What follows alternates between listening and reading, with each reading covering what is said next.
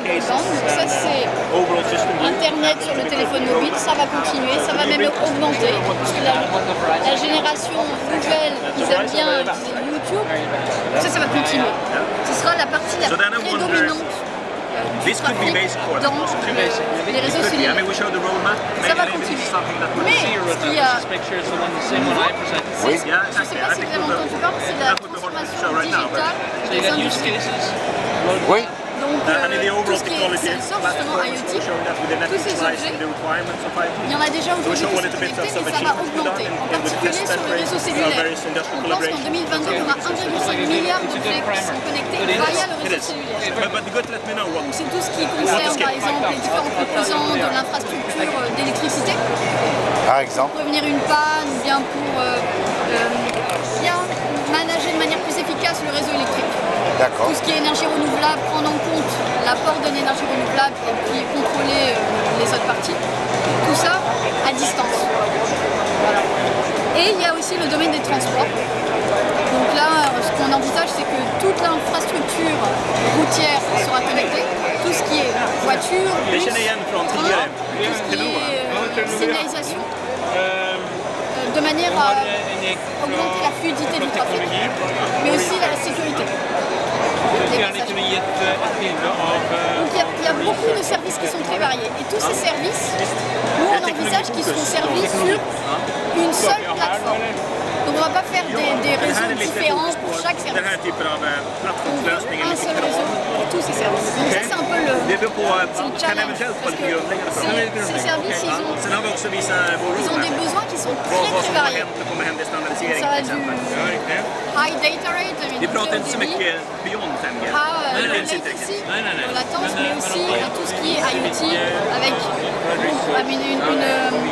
une couverture du réseau étendue, un prix des bâtiments, bien sûr la consommation du device diminuée, et le prix du device qui est aussi très bas. Donc ça c'est un peu le challenge.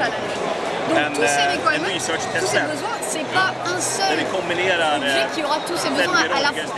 Mais le network, les réseaux, ils doivent pouvoir répondre à tous ces besoins à un temps donné. Donc c'est un peu le challenge du réseau. Donc là, on voit...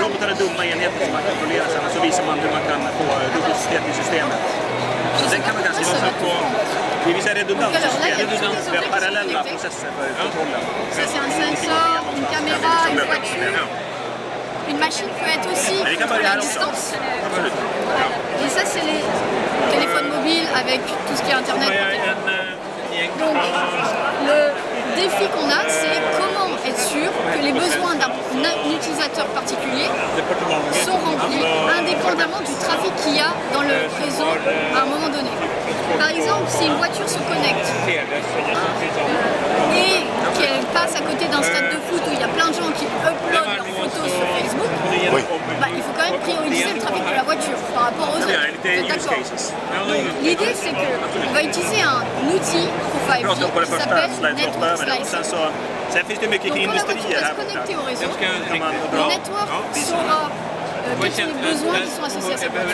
Et il va créer donc un découpage du réseau, je ne sais pas exactement le terme français, une network slice, qui va passer par l'access, transport et le cloud, jusqu'au cloud, et qui va assurer, qui va garantir que les besoins de ce service seront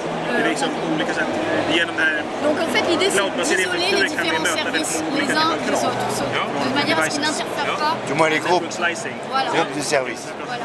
D'accord. Ça c'est vraiment très important. Et je ne sais pas si vous êtes... J'ai vu.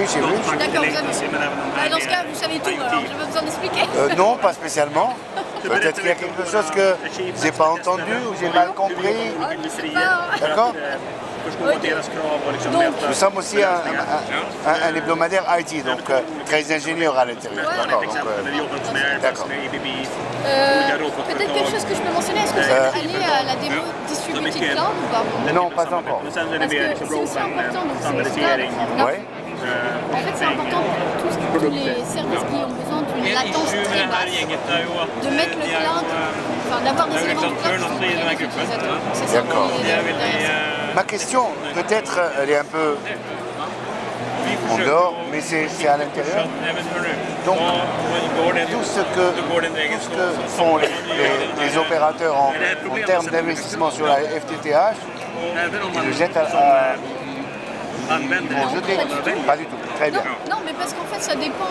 Déjà, ça dépend des scénarios, du network de l'opérateur. Il y a des endroits où il pourra répondre très bien à cette demande avec le FTTH, et il y a des autres endroits où c'est pas possible, où ça coûte cher. On pourra peut-être. C'est vraiment au cas par cas. On ne peut pas généraliser comme ça, on ne peut pas dire ça. Certainement. Certainement. J'attends cette réponse. Je ne vais pas l'écrire, j'attends de vous. Vous attendez que je fasse une erreur? Non, pas du tout. Je ne suis pas là pour ça. Ok. Je ne suis pas là pour ça. En fait, tous ces trucs que j'ai mentionnés, tout ça, en tout cas la plupart d'entre eux, on peut déjà l'appliquer à LTE, au 4G, de manière à ce qu'on apporte déjà aujourd'hui, en utilisant les réseaux d'aujourd'hui, toutes ces améliorations aux utilisateurs et aussi pouvoir augmenter le business des opérateurs avec ces IoT. Mais en parallèle, on travaille aussi sur des technologies qui sont difficilement applicables au réseau 4G, tout ce qui est très spécifique à 5G. On le teste avec nos tests bed. Je ne sais pas si vous avez vu beamforming, tout ce qui est antenna, des algorithmes d'antenne, c'est assez avancé. Et ça, c'est vraiment spécifique à la 5G. En tout cas, l'étendue, le niveau auquel on peut aller au niveau du beamforming, c'est spécifique à la 5G. Donc on a montré qu'on pouvait avoir 25 gigabits par seconde pour un certain utilisateur en utilisant ces algorithmes. On a aussi montré que c'est possible d'utiliser ces algorithmes d'antenne à haute vitesse. Mais vous avez vu la démo ou pas? Pas encore celle-là, mais j'ai eu l'info simplement. Alors en fait, ce qu'on a fait, c'est qu'on a mis nos test devices, les 5G, les équipements 5G, en haut des voitures, c'est des BMW, sur Comme par hasard. Une piste de... C'est pas une Renault. Hein. C'est pas une Renault, non. Sur une piste de... Ni une Volvo. Donc en fait, elle roulait à 170 km/h. Et en fait, on avait une base station sur le bord de la route qui pouvait pointer la voiture avec tout ce qui est antenne à beam, donc les beams créés par les antennes. Ça pouvait suivre la voiture qui roulait à une vitesse de 170 km/h. Et ça, c'est super, c'est vraiment dur à réaliser. Tout à fait. Ça, on est particulièrement fiers. Et donc, si vous êtes intéressé, il y a les démos, je crois que c'est celle qui est juste là. Radio? Ouais, et il y a aussi celle juste après qui parle de ça. En ce moment, on discute beaucoup avec des partenaires de l'industrie, de toutes ces industries qui sont un peu en dehors de notre zone de confort parce qu'on n'a pas l'habitude de parler avec eux. Mais c'est important de parler avec eux. Par exemple, là, ça marqué 5G in mind. C'est important. On a une coopération avec Google pour pouvoir comprendre c'est quoi leurs besoins et pour pouvoir construire les produits 5G qui répondent à leurs besoins. Donc cette discussion, on l'a entamée. C'est un marché énorme. Ericsson pense que c'est un marché énorme. Oui, nous on pense que ça apporte, enfin, pas pour nous nécessairement, mais pour les opérateurs, des revenus supplémentaires. Et en ce moment, ils ont un problème de revenus. Par ricochet, pour vous. Par ricochet pour nous, exactement. Oui. Donc voilà, donc ça c'est ça. Et donc là, on a le timeline 5G avec la recherche, standardisation, produits et déploiement.